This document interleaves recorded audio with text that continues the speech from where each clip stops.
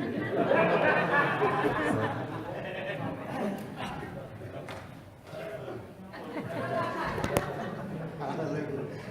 right. Everybody turn your Bibles if you would. Turn the pages of your Bible if you would. Amen. To Numbers chapter 13, verse 26. That's page 278. And I just want to share, if y'all allow me to, I want to share your little testimony from this past week with our brother Ron McFadden Jr. that gave his life to the Lord. I want to share something with you. Thank God, so much involved in that young man's life, it's not even funny. Woo.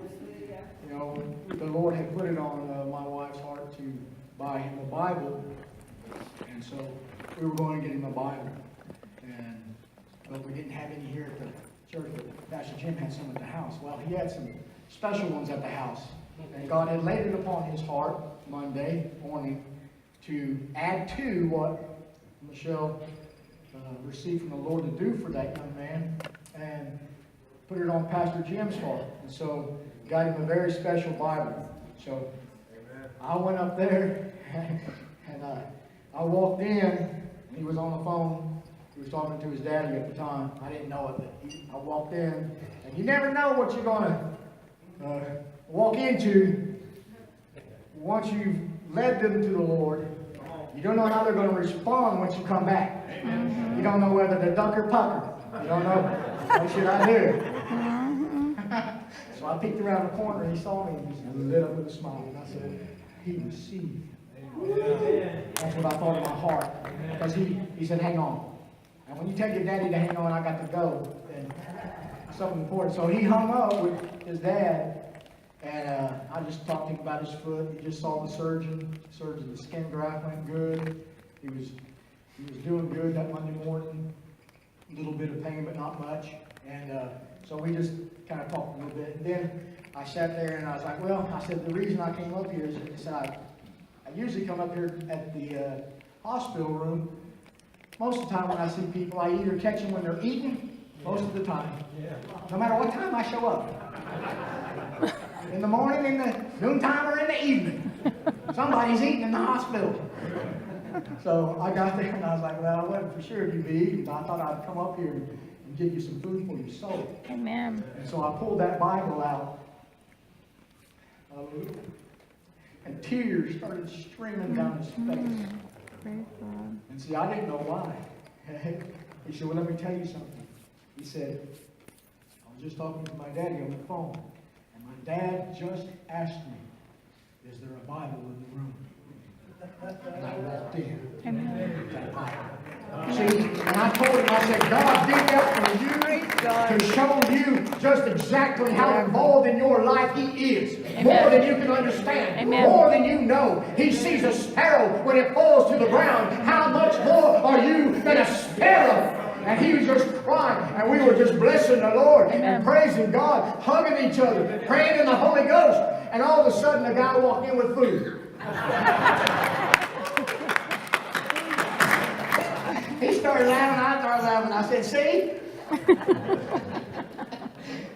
Oh, that was a miracle. Yes. It was a miracle. Yes. Oh, hallelujah. Amen. I get back home, and I get a phone call from Ron McFadden Sr. From his daddy. He said, is this Rodney Hale? I said, yes, sir. I said, how are you? He said, I just wanted to call and say thank you. Thank you. I said, no, we thank Jesus Christ for what He's done. Amen. Because He paid the price for salvation. That's right. And I said, I am so thankful and so grateful just to be used of God in a little bitty way that I was able to present the gospel to him to where he could receive it. And I said, do you mind if I tell you what happened? He said, no, you go ahead.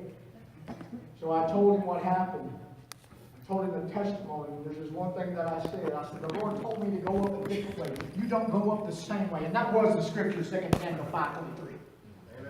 He said, you go up another way. behind the mulberry trees. And so that's the way I went up. You don't tell him your testimony in the first person. You tell him in the third person. And I was telling Ron Sr., and I said, the Lord had me talk about a man I once knew. Oh, and you heard the preacher on the other end of it. He said, oh, Pastor, he said, that'll preach. And I said, he will preach. He was a man I once knew, but that old man died. Oh, hallelujah. Oh, hallelujah. I love it when another preacher gets it. He said, that'll preach all day long. I said, you can use it. Because that came from God. And we had a wonderful conversation. And then I went up there Thursday because he was leaving. He went back to California Thursday morning and Thursday afternoon. I went up there. I got up there right before they were letting him go. And we started talking about what God had done. He said, you know, when you got here that morning, he goes, I've been in church services where you know that God is speaking specifically to you. He said, that is the way I felt when you came in. That God was talking just to me. But he did it in a way that I didn't know that you were the one that he was speaking of when you were talking about your testimony.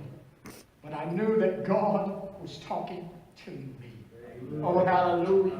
And God knew it, and his daddy told me, it's amazing that in all the places that he's gone, and all the places you've gone, that God calls all these circumstances to come to a place where a man can minister about a man he once knew in the way that my son will give his life to the Lord Jesus Christ. Oh, hallelujah.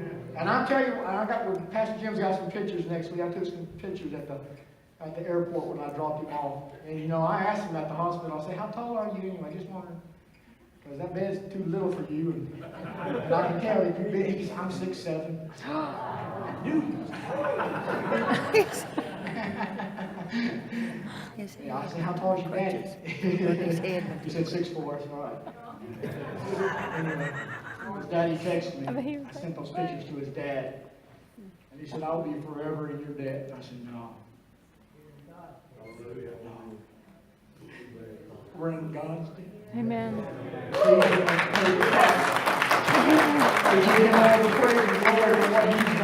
Amen. I said, but I am bound to you in a very special way. Because that's what happens when you lead somebody to the Lord. You're bound to them in a very special way. Amen. There's something spiritual that transpires there. It's like you begat somebody in the spirit. And so, amen. We had a wonderful conversation, but anyway, I just wanted to share that with you. And he's in California today. And anyway, praise the Lord. Thank you for letting me share it. Amen. Amen. Big old strapping young man. I had him laughing the whole time. He didn't know what to do with me. He didn't know what to do with me. But we do need to pray for him because he is a highway patrolman. Amen. I said, how long have you been a highway patrol? He said, 9 years. So he became a highway patrol when he was 21. And now he's 30 years old. Not married. I said, but he's got a plan for your life, Brother Ron. Amen. So you just be faithful to him. And I gave him a CD of my message last week that he'll always understand and know what transpired that day. That he'll never be able to forget. And he'd always go back and say, this is what God did. Amen. God came looking for me. Oh, hallelujah. And he found me and wrote my name in the Lamb's Book of Life forevermore. Oh, hallelujah. Hallelujah. If it was your son, you'd be giving God some praise.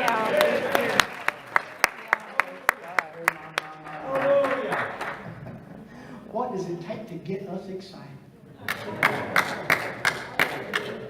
That's right. Oh, I'm going to preach today. Anyway, let's go. Verse 26. He said, see, I'm in my stall. And they went and came to Moses and to Aaron and to all the congregation of the children of Israel, unto the wilderness of Berean to Kadesh, and brought back word unto them and unto the children and unto all the congregation, and shewed them the fruit of the land. And they told him and said, We came unto the land where you sent us. Don't be spying out God's land. See, sometimes when there's a call for salvation, we start spying out the land. Oh, y'all can chew on that just for a little while. And we don't come.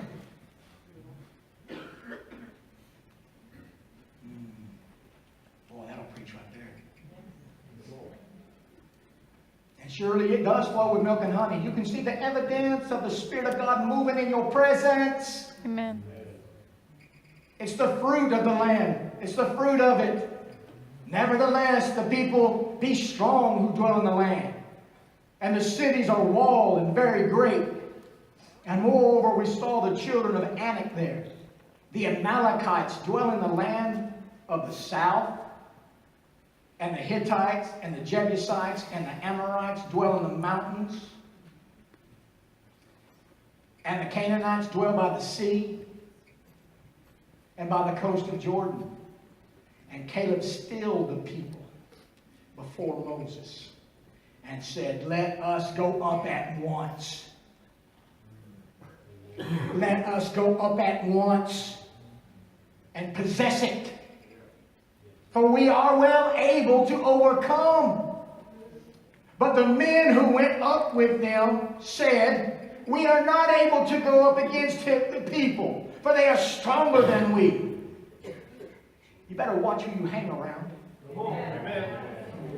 You better watch who you're listening to. Amen. Even in the church. Yes.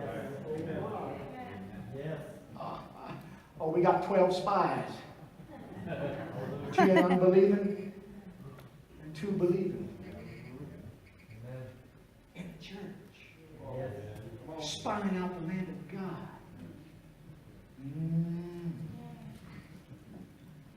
And they brought up an evil report.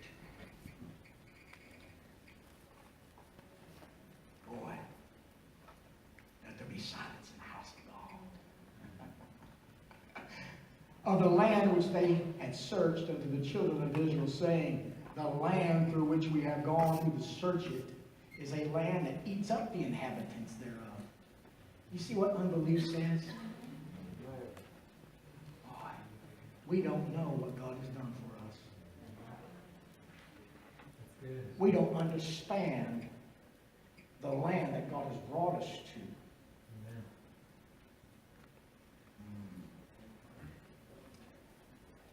It eats up the inhabitants thereof, and all the people that we saw in it are men of great stature.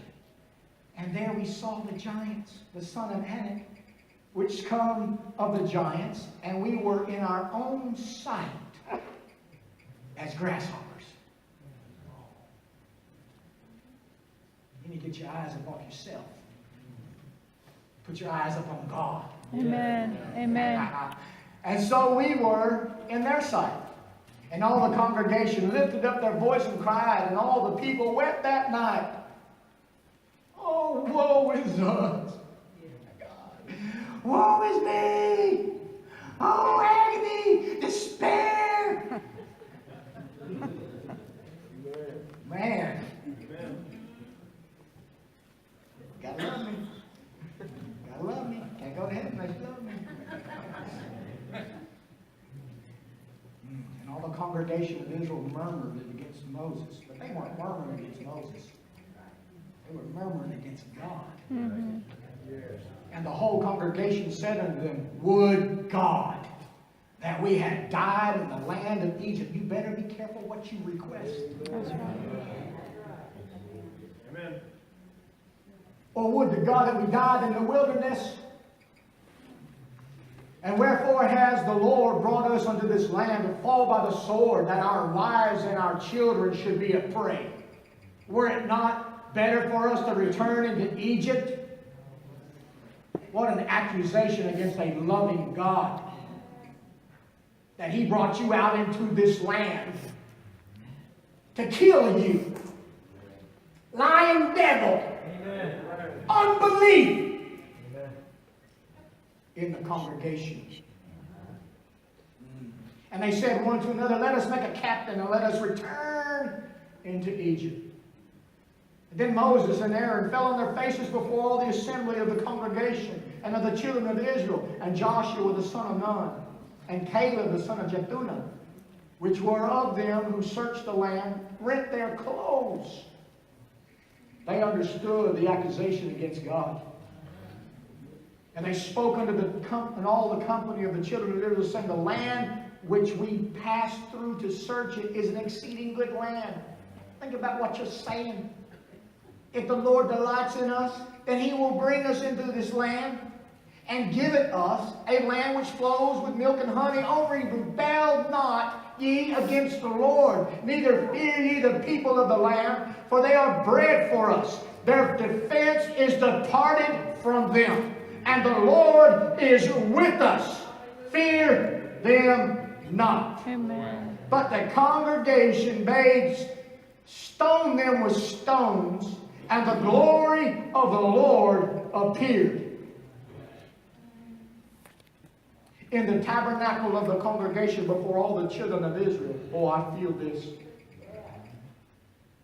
Oh. And the Lord said unto Moses, how long will this people provoke me? And how long will it be ere they believe me?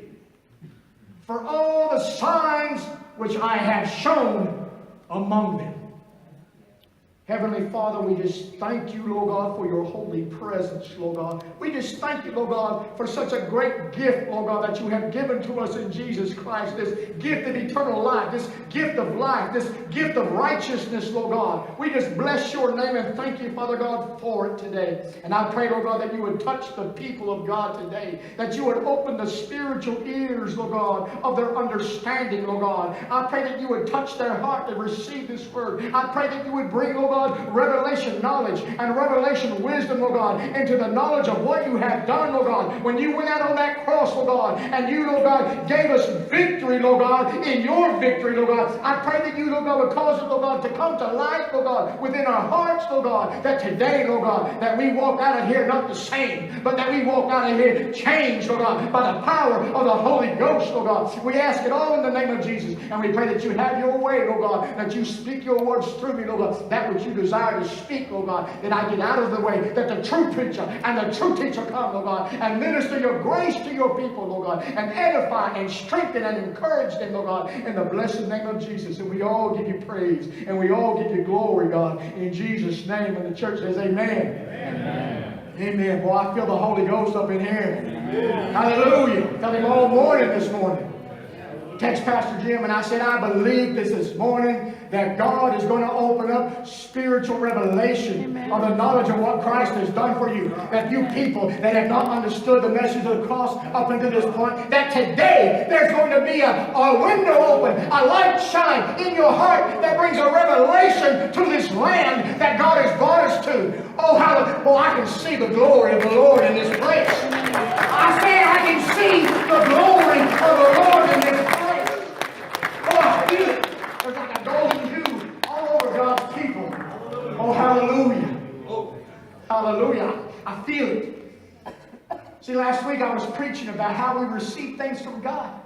That the only way that we are going to receive anything from God is through faith in what Jesus Christ has done as the source through which we are being able to receive it, because He owns all things. It's His inheritance. And He gives it to whoever He will. And it comes through His cross. It comes through His atoning work on Calvary's cross to give to us the things that we have need of, the things that we even desire. And it comes by the power of the Holy Spirit manifesting them in your life. But it will not come either way. I don't care if you have a desire for something. It will not come to you unless you believe God for it. In other words, it will not come to you unless you believe God gave it to you already. No matter what we want, no matter what we desire, it all comes through the exhibition of faith. Through the exhibition. In other words, it's not automatic no matter what you desire. It's not automatic. There is something on your part that you have to do. It's not works of righteousness. No. It's believing about what Christ did for you. That's believing. That's the exhibition of faith. It's not automatic. I'm exhibiting. I believe that you gave this to me. I believe that it's mine. That you purchased it. Oh, hallelujah. Amen. See, this exhibition of faith is possessing the land. Amen. That's what exhibiting faith is. I am possessing what you already gave me because I believe that you gave it to me and it's mine to have. Not because I've done something to get it, but because you did something to give it. And I am going in and I'm going to possess that thing what you said I could have in this good land. This land that flows with milk and with honey. God's been good to you. God has been, anybody in this place, has God been good to you?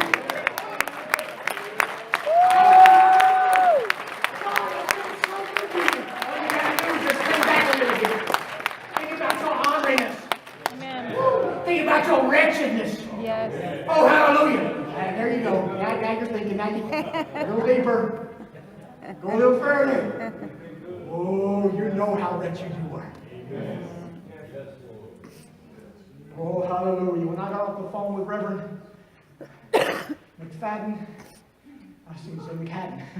McFadden, I sat there for a minute and I said, Lord,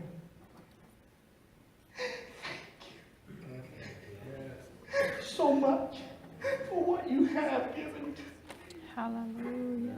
I'm thankful that I can be a part of what you have done. Oh, and then all of a sudden the word of the Lord came to me. He said, how beautiful are the feet of them that preach the gospel. Oh, hallelujah. Yes. How beautiful are the feet of them that preach the gospel. Not that my feet are beautiful. Don't you be looking at my feet. It's the gospel of peace. Amen.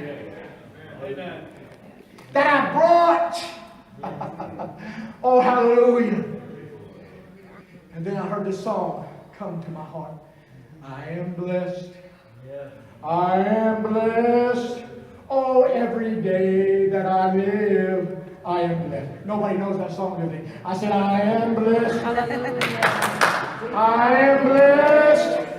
Oh, every day that I live, I am blessed. Oh, hallelujah. Hallelujah. When I wake up in the morning, or when I lay my head to rest, I am blessed. Oh, hallelujah. I am blessed. Woo! I'm blessed. Yes. Blessed of the Lord. You don't have to murmur.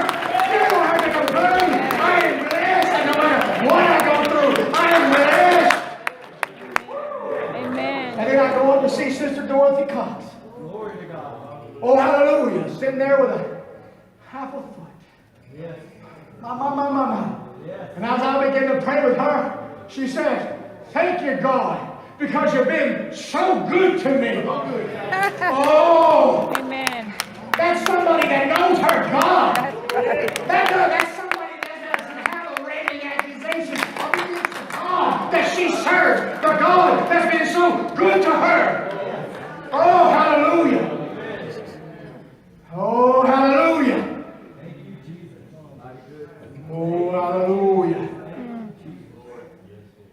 God, let's put a watch over our mouth. Amen. Amen. That we not bring an accusation against our God to tell him how bad he is. Amen. That where he's brought me, Amen. he brought me here to kill me. Lying devil. Hallelujah. Do you remember? Don't you remember where God brought you from? Don't you remember what he did when he heard the cry of your affliction? When he heard your sorrow? When he heard your grief? When you cried out to him? When you cried out his name and he reached down and pulled you up out of that miry clay and out of that horrible pit, set your feet upon a rock and established your goings? Have you forgotten what God has done? See, America has forgotten what God has done. America has forgotten what God did when he raised up this nation to preach the gospel unto the whole world. We have forgotten God. Oh yeah, 74% of this nation considers themselves to be Christian. Lying devil. How can the church have a full-term abortionist sitting on its board? That's right. Preach that, Pastor. Hey! It's time for the church to wake up! That's right. Yes. How can the church have a serial killer sitting on its board? Yes. Because the presence of the Lord has departed. Yes. It's Ichabod written on the church. That's right. Ichabod written on this nation. You know why? Because we kill babies in the womb. That's right. You wonder why our children are killing each other? That's right. You wonder why they're blowing their brains out? Because we don't care about life. We don't care about babies. We're going to pass laws and a law that we can kill babies outside the womb. We're offering up our babies to the God of convenience. That's right. Offering up our babies, passing them through the fire of Molech. That's right. How arrogant and how proudful this nation has become. Oh, hallelujah. Don't I hear it all? Oh, hallelujah. But it's the truth. Mama. Don't you remember where God brought you from? Has the church forgotten God? We have forgotten God. We've made our own captain to go back into Egypt. Hallelujah. And God has not had it. This nation, I know that we pray for our leaders, because this nation has a spiritual problem. Because it's left the God of its founding. It's left the God that has begotten it. And we have turned ourselves into other gods. The gods of greed, the gods of money. Sick of it. Hallelujah. The church has pierced itself through chasing after those things. That's right. Oh, hallelujah. The church has forgotten. A church that forgets the God that raised it up. What do you think is going to be loosed into its streets? If you don't want me, I'm going to give you your request. That's right. That's right. If you don't want me, there's only one thing other than me that you can have. Boy, that wasn't even in my notes. That was in his notes. Hallelujah. Are we ready to wake up?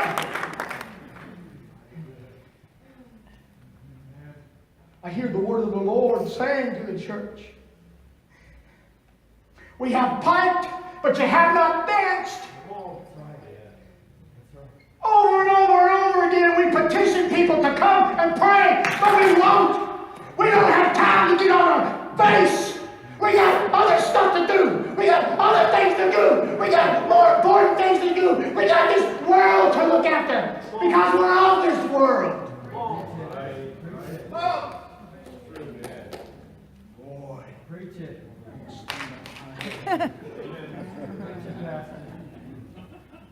we have piped, but you have not danced. That's what God likens this generation unto. Because He's given us every reason to believe Him. He's given us every reason to trust Him. And we will not.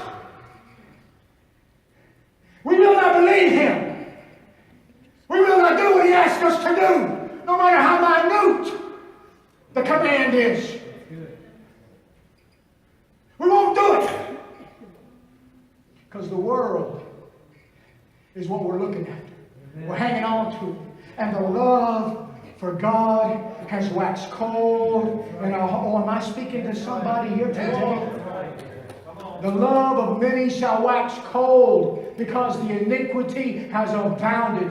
You've got to be careful about playing around with sin. That's right.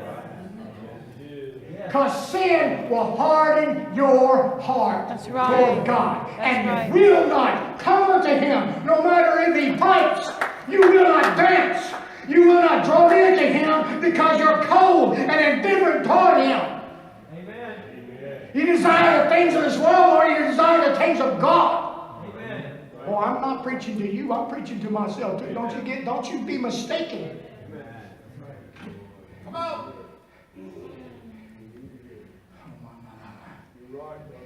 See, what happens is if we don't address the Amalekites and the Canaanites and the Hivites and the Perizzites and every other ite that you got in your life, if you do not address it, they will overcome you. That's right. See, when God heard your cry and He took you out of that bondage of sin, when He delivered you out of that land of bondage, out from underneath the jackbooted heel of the monarch of sin, when He pulled you out, He brought you into a good land. He brought you into a land that flows with milk and honey, but there's inhabitants in the land.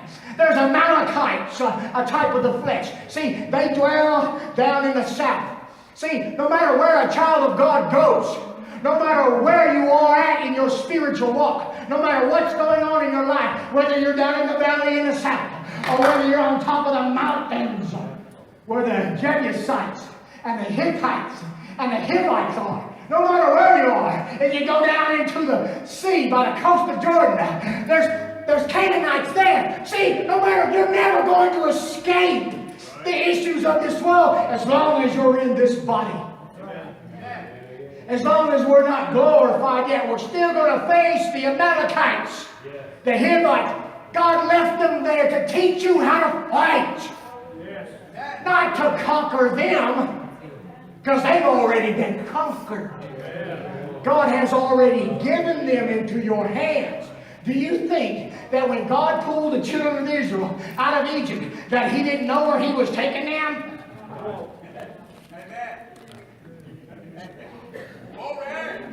You don't know where He's taking you, but He knows where He's taking you. And He left those Amalekites there. He left those Jebusites there. He left those Hivites there to teach you how to trust in His finished work. See, because when they were in Egypt, He said, kill the lamb. Put the blood upon the doorposts and upon the lintels. Get behind the blood, and the death angel shall pass over you. And He delivered them out of the hand of bondage. They got behind the blood. Stay behind the blood. That's where we got to stay. Having our faith exclusively in what Christ did. The Lamb of God, slain before the foundations of the world. Hallelujah. Turn with me to Exodus. Exodus, second book of the Bible. Chapter 23. I don't hear no pages turning.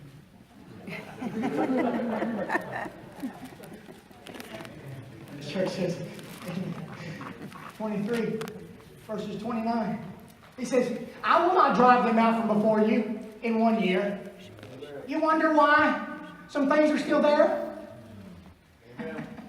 He ain't going to drive them out in 1 year. Some things He does. Some things He don't. lest the land become desolate. See, what happens is we don't really understand the fight that we're in, and we just begin to sit back on our blessed assurance.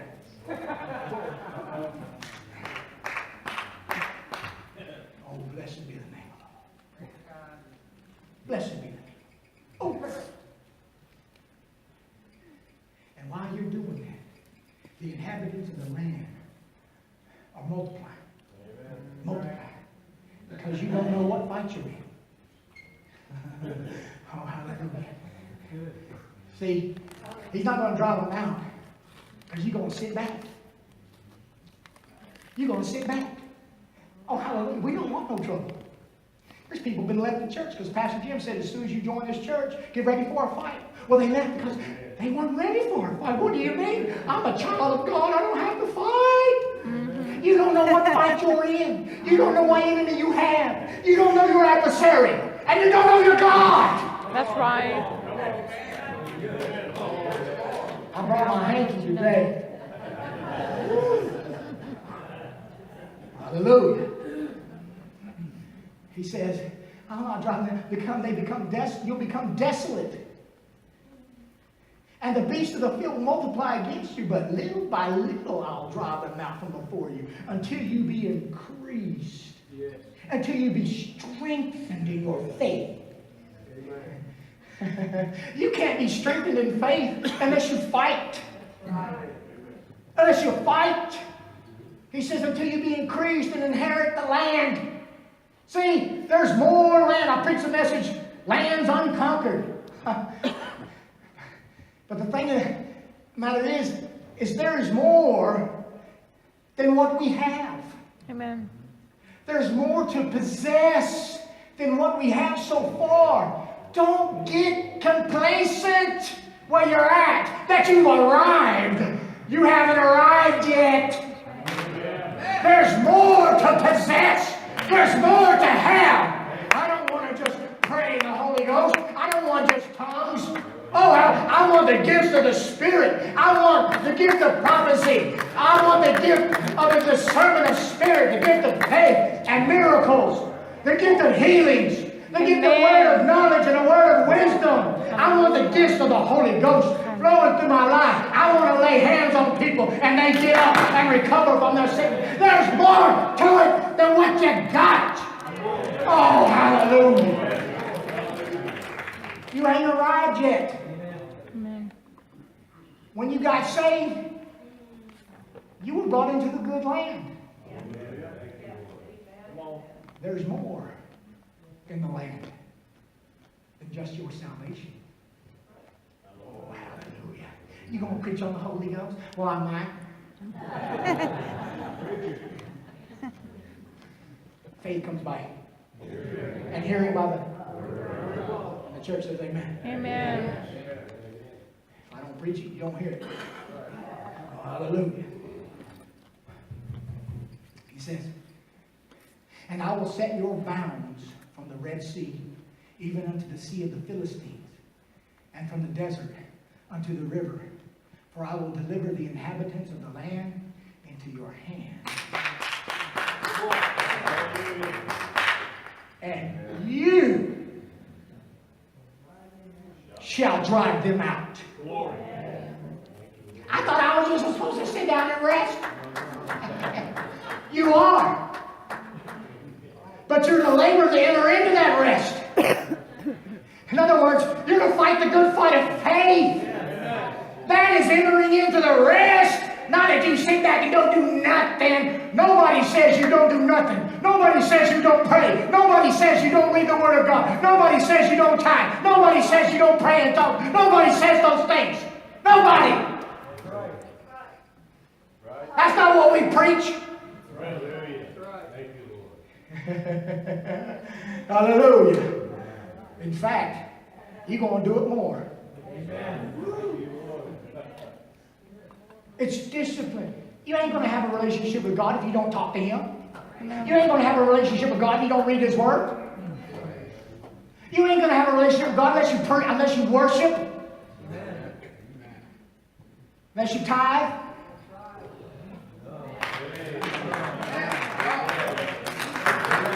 That man's blessed of the Lord. I'll get into it a little later. Can I have another week, Pastor Jim? Because I need it. I got page 2.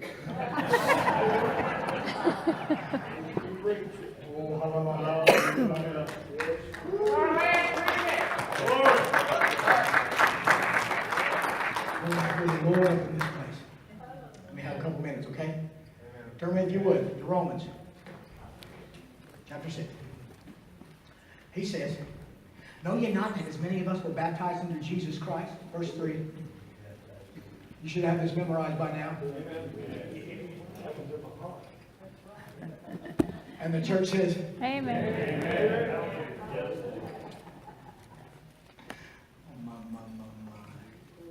Know ye not that as many of us were baptized into Jesus Christ? Were baptized into his death. See, the preacher ain't preaching till his jacket comes off. There you go.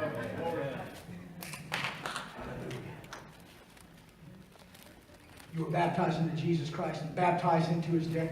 Therefore we are buried with him by baptism into death, that like as Christ was raised up from the dead by the glory of the Father, even so we also should walk in newness of life. We have been planted in the likeness of his death. We shall also be in the likeness of his resurrection. Yes. Knowing that, Amen. Come on.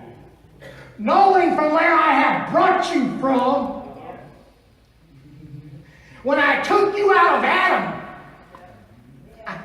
and placed you into my Son. Because that's what you got to know. That you were delivered out from underneath the bondage of sin. You were delivered out from underneath the law, which gives the sin nature its power, its legal power to hold you down. So since you've been delivered from that, through being baptized into my Son, baptized into his death, buried with him and raised with him, if you know that old man which housed the sin nature has been crucified with Christ, sin is to no longer have dominion over you. It's not to be your master.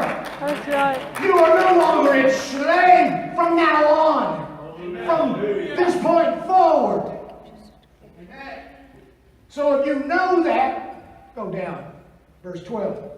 So since you know that, let not sin, not acts of sin. The acts of sin is what the sin nature produces. That's its product. It's the result of the fallen nature of man.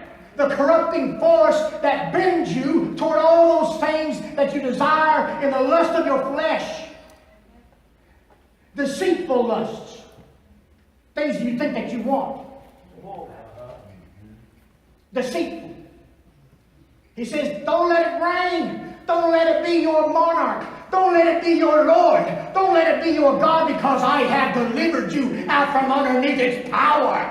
Amen. This is what you've got to know. This is what you've got to believe. He says that you should not let it reign, therefore, in your mortal body, that you should obey it in the lusts thereof. He's saying, because of what I have done for you, when I went down Calvary's cross and paid the price that you owed God, but that you could not pay, I paid for you as your substitute. And since you identify with me in my death, in my burial, and in my resurrection, since you identify there, don't let that which I have freed you from continue to dominate you like you're under his dominion, because you are not. That's you right. have been free. That's what you got to know. I have been free. Stop saying I can't get victory over this thing. Hey, in your own sight, you are a grasshopper. Right. You can't do it. That's right. You're just a little grasshopper. You can't defeat the Amalekites. That's right. And the Hivites. You can't do it. But God did. Amen. God already defeated them. God already did it. Amen. This is what he's saying. Since I have done this for you, and you believe that, now go possess it. Amen. That's right. Amen. See, because if you believe it, oh, I'm slipping over, brother. Amen. If I believe it, then I'm going to go take possession of it. See, a lot of us don't understand tithing. Jesus Christ has purchased with his blood a way for you to come into the economy of God and be blessed. And if you believe it, take possession of it. But if you don't, go ahead and sit back and spy out the land and say, oh, I got this much money for the bills and only got that much money. How can I pay the tithe? Spy out that land. Don't believe God. Stay up there in your debt. Boy. Oh, let me preach over here for a while. See? You can stay up in your affliction if you want. God says that many are the afflictions of the righteous, right. but the Lord delivers them out of them all. You can sit back in your affliction and have all you want, but I don't want it. I'm going to enter into what God says. God says, I wish above all things that you would prosper and be in health, even as thy soul prosper. Oh, hallelujah. I'm preaching prosperity. Hey! And the word faith says, amen.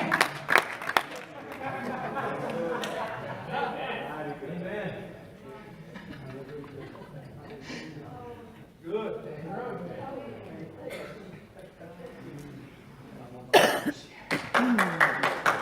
He's saying, don't let it rain. Don't let that stinking old monarch of sin that I defeated on Calvary's cross when you got behind the blood, don't let it dominate your physical body. Don't you understand what I have done for you? But I got these evil cravings. Yeah, I understand the evil cravings. Oh, hallelujah. I remember whenever God delivered me from shooting dope. I remember when God delivered me from the methamphetamine and the cocaine and the LSD that I was killing myself with. I remember that day. But he left some stuff in me.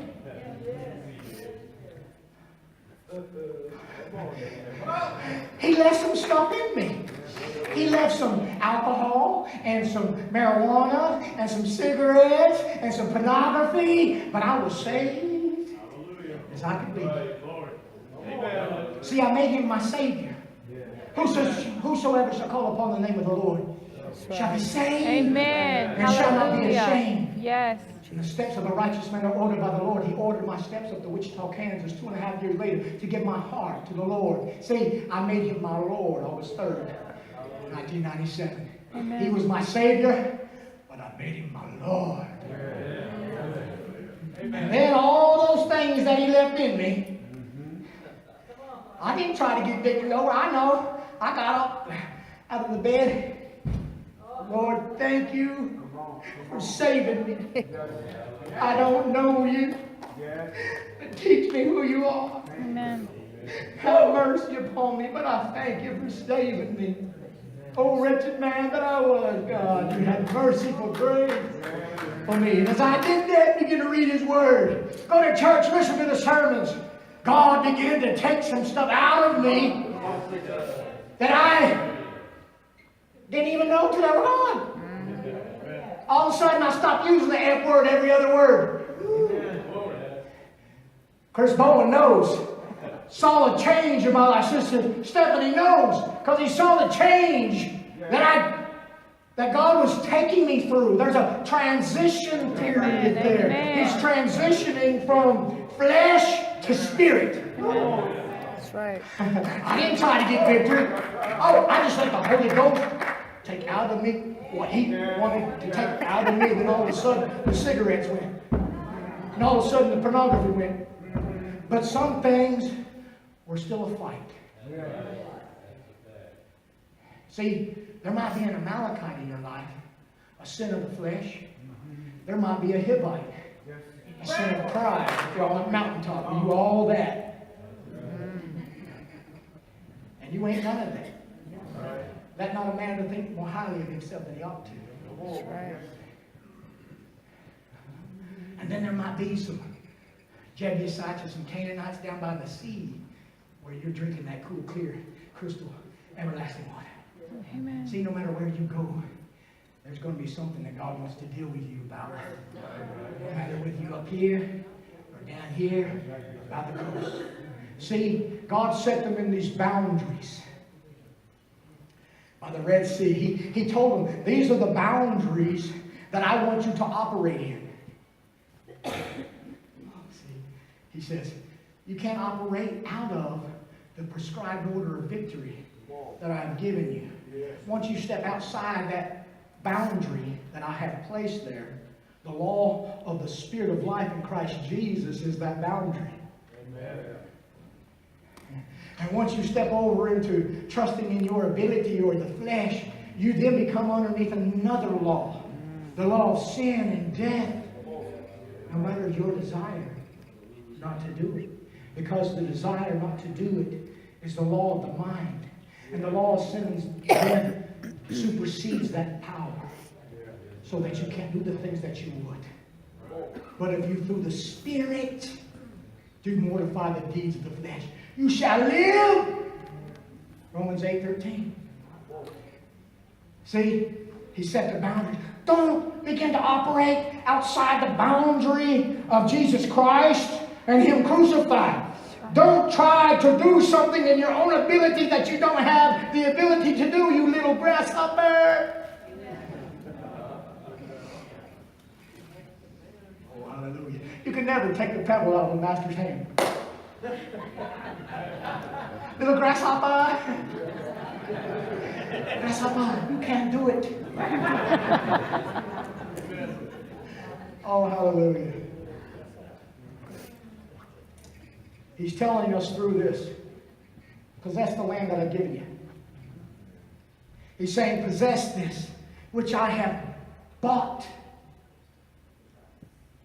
whenever you were in Egypt. And you killed that lamb. And you put it, the blood of it, upon the doorposts and the lintels. This is the land that I've given you. Possess that.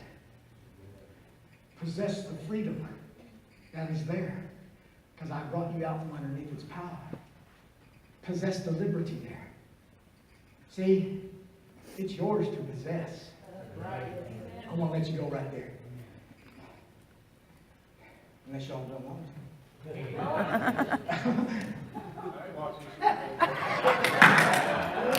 Oh, hallelujah. I love Pentecostal church. Hallelujah. Up until 12:30. Then,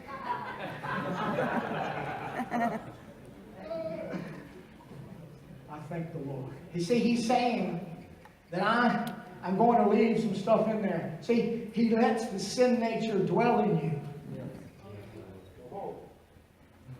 To teach you when you get outside that prescribed order of victory. Because sin begins to dominate you, and what it does is cause you to examine yourself to see if you be in the faith, to see if you're trusting in the right thing, to see if you're trusting in your ability to overcome this thing or defeat this thing, or if you're trusting in what Christ did whenever He saved you. He left that there to teach you how to fight.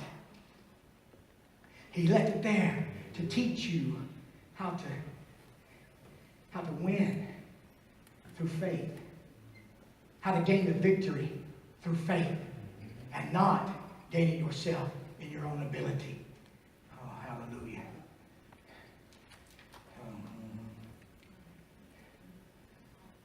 I'll end it there. Stand to your feet. Hallelujah. You can clap. You can clap. Hallelujah. We love you, Lord. We just thank you today. Father, I just ask you today, Lord God, I pray that revelation, wisdom, and knowledge has come to your people, Lord. I pray that the light of the gospel has shined upon their heart, and that you have shown them something that they did not see before. I pray that you have shown them something that they did not understand before. And I pray, Father God, that you would cause that revelation, Lord God, to build upon it, Lord God, for more revelation to the knowledge of what you have done. That we may go into this land that you have given us to possess, Lord God. That we be increased in the land, and that we be increased in faith, Lord God. That we take, Lord God, rightful dominion over what you have given us, Lord God, in Christ Jesus. I pray for your blessings to be upon them, that you protect them and keep them, Lord God, and bring them back, Lord God, on that appointed day, on that appointed time. In Jesus' name we pray, and the church says amen. Amen. Amen.